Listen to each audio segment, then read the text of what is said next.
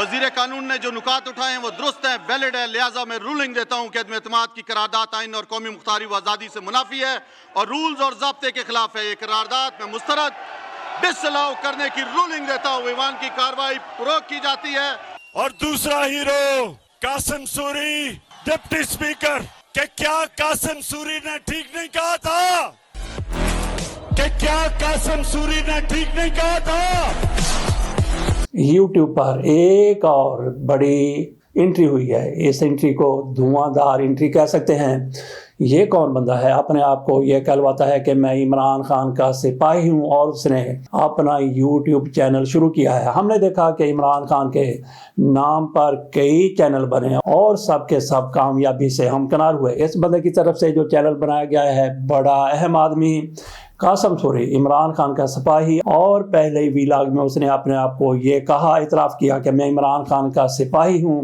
جیسے ان کا چینل سامنے آتا ہے، ان کا پہلا ویلاگ ہی ہٹ ہو جاتا ہے اور ان کے پہلے روز ہی سبسکرائبر 2.25 لاکھ ہو جاتے ہیں اور پہلا ہی ان کا ویلاگ وہ بھی کوئی 1.5 لاکھ تک پہنچ جاتا ہے۔ اس سے آپ اندازہ کر سکتے ہیں کہ ان کا کس طرح سے چینل کامیابی سے ہمکنار ہو چکا ہے اور آئندہ بھی جا کر ہوگا، اور صرف اس لیے کہ عمران خان کے یہ سپاہی اپنے آپ کو کہتے ہیں۔ عمران خان کے لیے جس بندے نے بھی کام کیا، عمران خان کے نام پر جس نے بھی چینل بنایا، وہ کامیابی سے ہمکنار ہوا۔ آپ دیکھ لیں کہ کس طرح سے کمائی پر کمائی کی جا رہی ہے عمران خان کے نام پر یوٹیوب چینل بنانے والوں کی طرف سے۔ ان میں دیکھیں کہ کس طرح سے پاکستان سے باہر بھی چلے گئے ہمارے یوٹیوبر، اور پاکستان کے باہر جا کے بھی کئی نے وہاں پہ اپنے چینل بنائے اور کامیابی سے ہمکنار ہوئے۔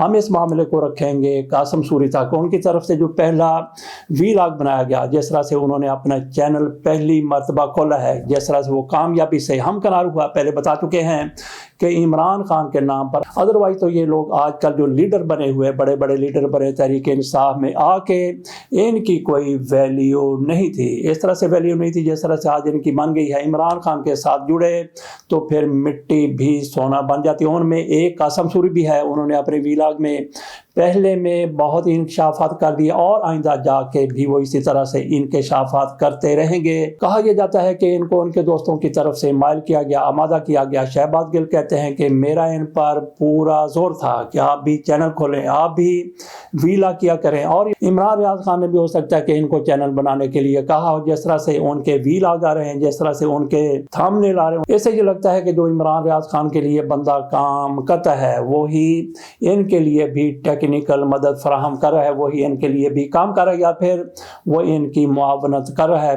اس کو ذرا دیکھیں کہ یہ تھمبنیل ہے سوری صاحب کا، اور اس کو دیکھیں کہ عمران ریاض خان کا تھمبنیل، ان میں کتنی زیادہ مماثلت ہے۔ بہرحال قاسم سوری کی طرف سے انہوں نے جس طرح سے وہاں جا کے پہلے وہاں پہ سیٹل ہوئے، ان کے وہاں پہ خاندان کے لوگ بھی ہیں اور ان کے بیٹے بھی ملازمت کرتے ہیں، ان کے بھائی بھی وہاں پہ ملازمت کرتے ہیں یا پھر اپنا کاروبار کرتے ہیں۔ کروڑوں میں پاکستان میں کھیلنے والا یہ بندہ امریکہ گیا، وہاں پہ یہ تنہائی کا شکار ہو گیا، تو اس نے پھر اپنی تنہائی دور کرنے کے لیے کیا کیا؟ پہلے تو اس نے ٹیکسی چلانا شروع کر دیا، اور اس کا ویڈیو کلپ بھی آ گیا کہ میں یہاں پہ ٹیکسی چلا رہا ہوں، میں حرام خوری کبھی نہیں کرتا تھا۔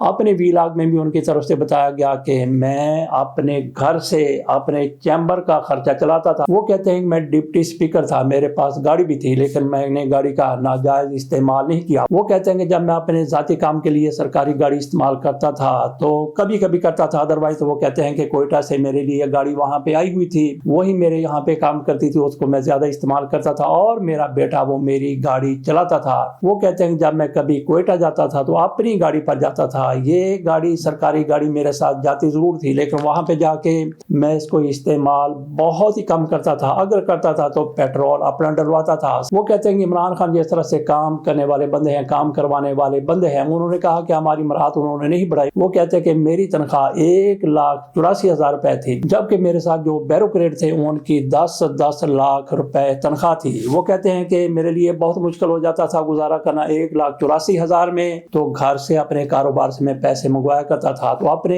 पहली व्लॉग में उन्होंने इमरान खान के साथ किस तरह से वो रहे, किस तरह से धरने में उनके साथ रहे और किस तरह इमरान खान को जब गिरफ्तार किया गया, वो कहते हैं कि मैं उस वक्त वहीं पे मौजूद था। और इमरान खान जब गिरते हैं 2013 के इलेक्शन के दौरान, मुहिम के दौरान, शायद आखिरी रोज था या एक रोज पहले था, 1-2 रोज पहले थे, वो कहते जब गिरते हैं तो हम कितने ज्यादा परेशान। वो कहते मैं कोयटा में मुहिम चला रहा, जब पता चला कि इमरान खान जख्मी हो गए हैं और इमरान खान की हिम्मत को दाद दीजिए कि उन्होंने बिस्तर पर लेटे हुए भी, वो हॉस्पिटल में थे, वहां पर बिस्तर से उन्होंने कौम से खिताब किया जिसमें उन्होंने कहा कि हम आगे चलेंगे, आगे बढ़ेंगे। इमरान खान ने उस वक्त भी कौम को और हम लोगों को हौसला दिया। तो ये व्लॉग इनका जैसा कि कहा कि हिट हो गया। दूसरा तीसरा भी इसी तरह से कामयाबी हासिल कर रहा है। और इसकी कामयाबी की वजह क्या है? अगर कासिम सूरी साहब तहरीक इंसाफ का हिस्सा ना होते, डिप्टी स्पीकर ना होते, इमरान खान के साथ वफादारी न दिखाते, गो के ये स्पीकर भी होते, डिप्टी स्पीकर भी होते, इमरान खान के वफादार न रहते, तो सवाल ही पैदा नहीं होता था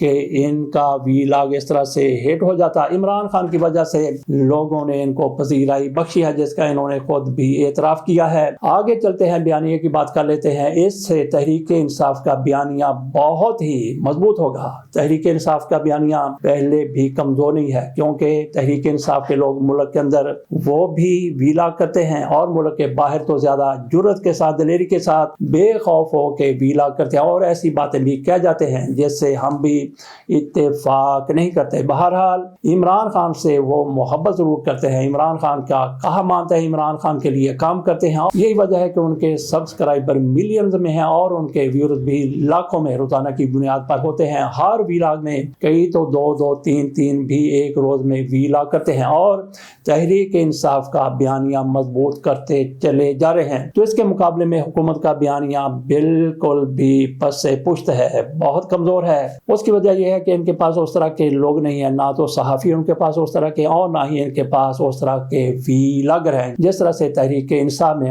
उनमें आप ले सकते हैं शहबाज गिल को, उसमें आप ले सकते हैं बैरिस्टर शहजाद अकबर को। ये दो ऐसे लोग हैं जो इमरान खान के करीब रहे और यही वजह है कि इनको बहुत ज्यादा इंफॉर्मेशन होती है, हुकूमत का हिस्सा रहे, अंदर की बहुत सी खबरें जानते हैं और खबरों के साथ साथ तरीकाकार भी जानते हैं कि वजारतों में क्या होता है, किस तरह से सिलसिले चलते हैं। यही वजह है कि शहबाज गिल का हर व्लॉग कामयाब होता है।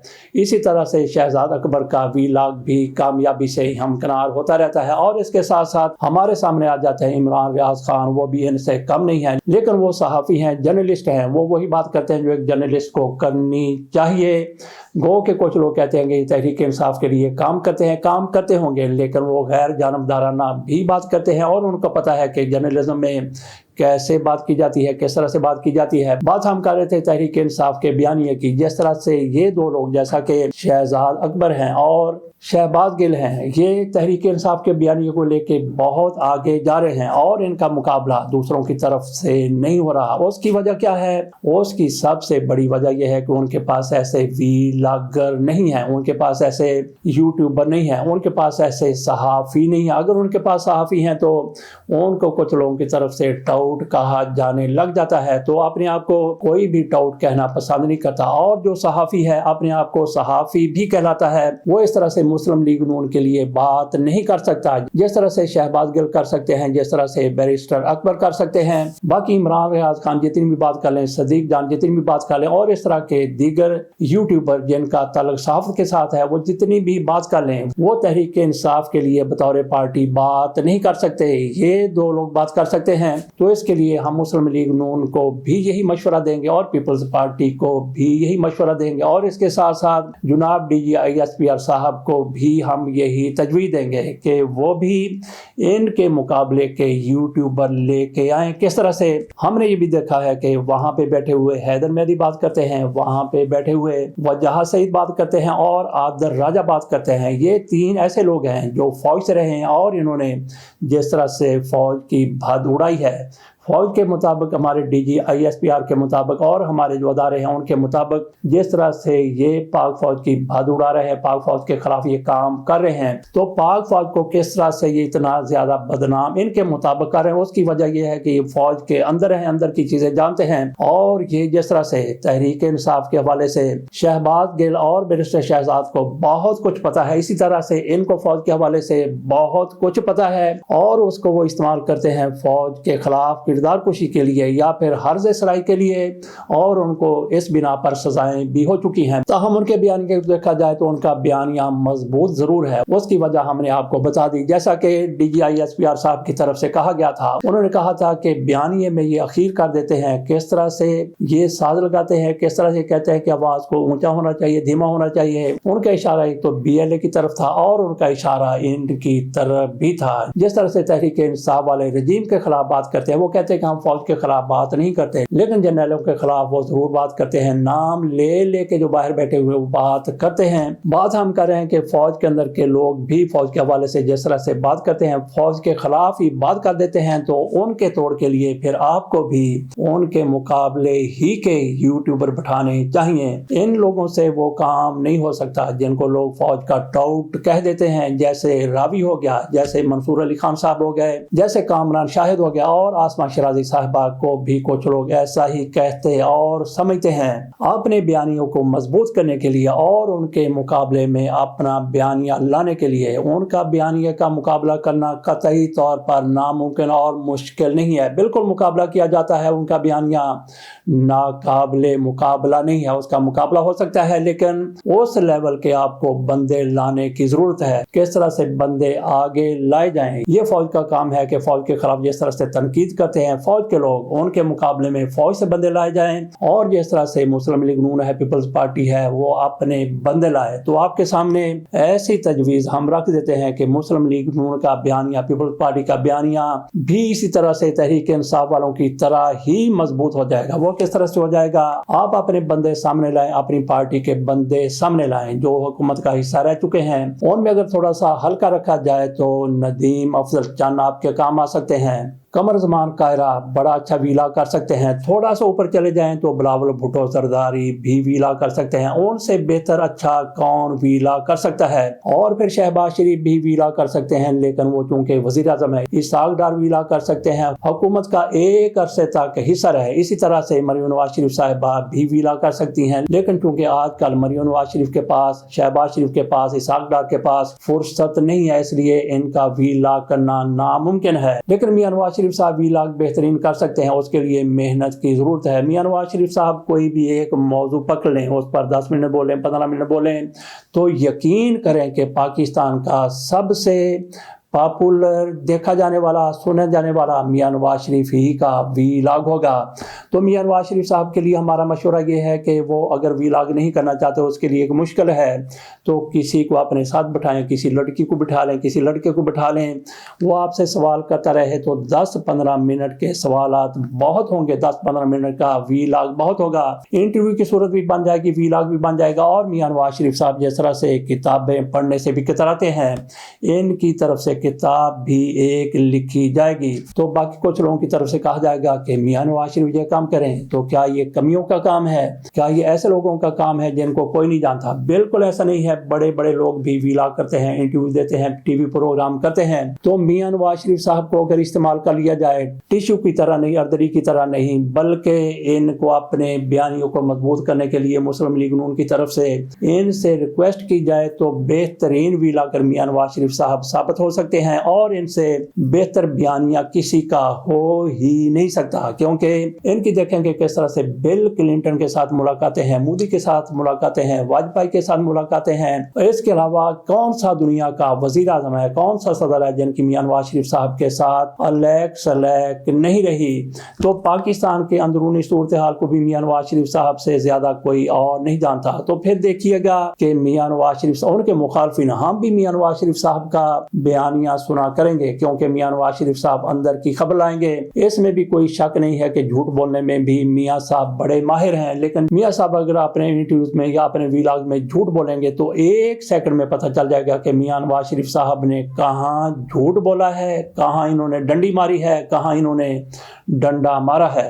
بات ہم نے قاسم سوری صاحب کے ویلاگ سے شروع کی تھی، اور یہ بھی دیکھیں کہ اپنا انہوں نے ویلاگ کہاں سے شروع کیا ہے، کون سی انہوں نے ویڈیو لگائی ہے، کون سی آڈیو لگائی ہے، وہی جس میں سائفر کو وہ مسترد کرتے ہیں اور تحریک عدم اعتماد کو بھی وہ مسترد کر دیتے ہیں، خارج کر دیتے ہیں، وہیں سے انہوں نے شروع کیا ہے۔ قرارداد میں مسترد ڈسلاؤ کرنے کی رولنگ دیتا ہوں۔ دوسرا ہیرو قاسم سوری، کہ کیا قاسم سوری نے ٹھیک نہیں کہا تھا؟ اور سائفر کے حوالے سے انہوں نے جو کچھ کہا، امریکہ کے حوالے سے جو کچھ کہا، اور اسی امریکہ میں جا کے انہوں نے پناہ بھی لے لی ہے۔ اس کے ساتھ اجازت دیجیے، اللہ حافظ۔